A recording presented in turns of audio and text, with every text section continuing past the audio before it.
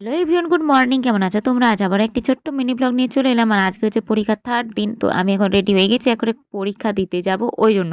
তো পিয়ালিদি এখনও আসেনি, ওই জন্য আমি ভিডিওটাই শুরু করে দিলাম।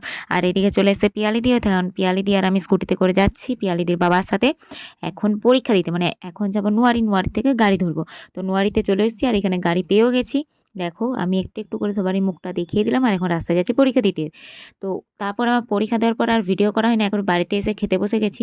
তো এখন আমি খেয়ে নিচ্ছি, খেয়ে দিয়ে আমি জোরদার ঘুমিয়ে পড়েছিলাম। ঘুম থেকে উঠে বউদের বাড়ি চলে গেছিলাম আড্ডা দিতে।